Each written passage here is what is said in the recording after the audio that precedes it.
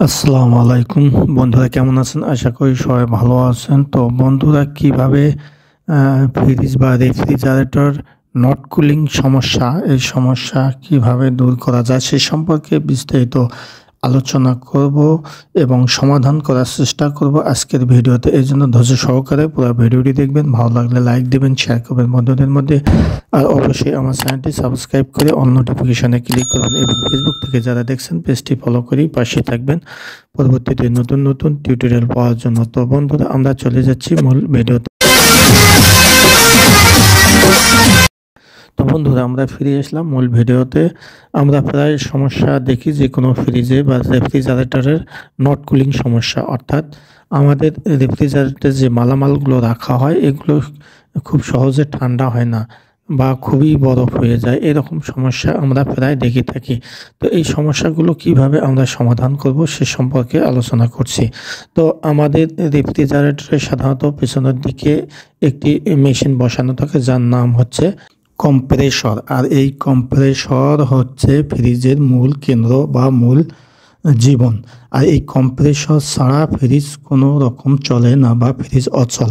অর্থাৎ এই কম্প্রেসর ফ্রিজের তাপমাত্রা সংরক্ষণের ব্যবস্থা করে থাকে। অর্থাৎ ফ্রিজে যখনই তাপমাত্রা প্রয়োজন হয় বা ঠান্ডার প্রয়োজন হয় বা কুলিংয়ের প্রয়োজন হয়, তখন ফ্রিজ এই কম্প্রেসরটি অটোমেটিক খুলে যায় এবং অটোমেটিক অন হয়ে যায়। হওয়ার সঙ্গে ওখান থেকে R600A গ্যাস বিস্ফোরিত হতে থাকে পুরো ফ্রিজ জুড়ে।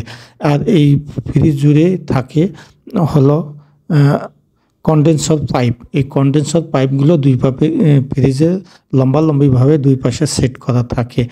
আর এই গ্যাসগুলো যখন পাইপের দুই পাশে যাতায়াত করতে থাকে এবং যাতায়াত করার ফলে আমাদের ফ্রিজে কুলিং ব্যবস্থা চলে আসে। আর এই কম্প্রেসর যদি সমস্যা থাকে অথবা আমাদের ফ্রিজে যদি গ্যাসের সমস্যা থাকে, গ্যাস যদি না থাকে অথবা ফ্রিজে সংরক্ষিত কিছু তেল রয়েছে বা অয়েল রয়েছে, অয়েলগুলো যদি না থাকে সেক্ষেত্রে আমাদের ফ্রিজিং কুলিং সমস্যা হয়ে থাকে। অর্থাৎ তখন আমাদের ফ্রিজে কুলিং হবে না। আর এই কুলিং না হওয়ার মূলত কারণ হচ্ছে এটি কম্প্রেসর ঠিকভাবে গ্যাস নিঃসরণ না করা। অর্থাৎ কম্প্রেসর কিভাবে গ্যাস নিঃসরণ করবে এ সম্পর্কে আপনারা বাড়িতে ফ্রিজটি পিছনের দিকে খুলে দেখবেন কালো একটি মেশিন বসানো আছে, মেশিনটি কম্প্রেসর। আর এই কম্প্রেসর আশেপাশে তারগুলো কোথাও জয়েন্ট লেগে থাকলে তারগুলো খুলে দেব এবং ফাঁক করে দেব। খুলে দেব না, অর্থাৎ তারগুলো একখানে জয়েন্ট লেগে থাকলে একটু হালকা ফাঁক করে দেব। আর কোথাও ফুটো থাকলে সেগুলোতে টেপ দিয়ে দেব। আর যদি গ্যাস কম থাকে সেক্ষেত্রে আমরা টেকনিশিয়ানের পরামর্শ নিয়ে কাজ করব। অর্থাৎ কোন ধরনের গ্যাস না থাকলে বা তেল না থাকলে সেটা কম্প্রেসর থেকে টেকনিশিয়ানেরা পরীক্ষার মাধ্যমে সেটি কিন্তু ক্লিয়ার করতে পারবে। ওটি আমরা বাড়িতে কাজ করতে পারবো না। কিন্তু এমনিতেই একখানে তার যুক্ত হওয়া বা কম্প্রেসরের আশেপাশে কোনো জাং লাগা, মরিচা ধরা বা তারের উপর তার একখানে করা বা তার ফুটা হওয়া, এইগুলো কাজ আমরা বাড়িতে করতে পারি। আর যদি দেখা যায় যে কম্প্রেসরের পাশে যে ফ্রিজের অয়েল থাকে সেই অয়েল যদি শর্ট থাকে সেক্ষেত্রে আমরা অয়েল প্রয়োগ করব।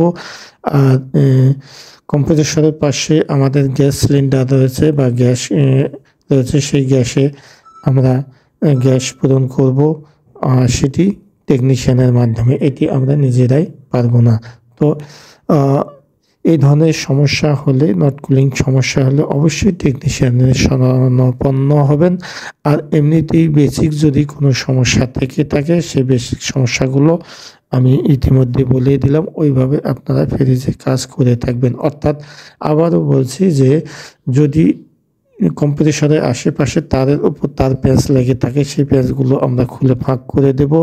একটি তারের উপর আরেকটি তার যদি নিক্ষেপ হয়ে থাকে সেগুলো ফাঁক করে দেব। আর তার যদি ফুটা হয়ে থাকে সেই ফুটাতে আমরা টেপ লাগাইয়ে দিয়ে এই সমস্যাগুলো সমাধান করতে পারবো। তাহলে আর নট কুলিং সমস্যা আমাদের সমাধান হয়ে যাবে। যদি এতেও আমাদের সমস্যার সমাধান না হয় সেক্ষেত্রে আমরা কোনো ভালো টেকনিশিয়ানের শরণাপন্ন হব অথবা ফ্রিজের কোম্পানির সার্ভিসিং সেন্টারের সঙ্গে যোগাযোগ করে এগুলো সমাধান করার চেষ্টা করব। তো বন্ধুরা, আজ এ পর্যন্ত। সবাই ভালো থাকবেন, সুন্দর থাকবেন, সুস্থ থাকবেন। তবে যাবার আগে বলি, ভিডিওটি কেমন লাগলো?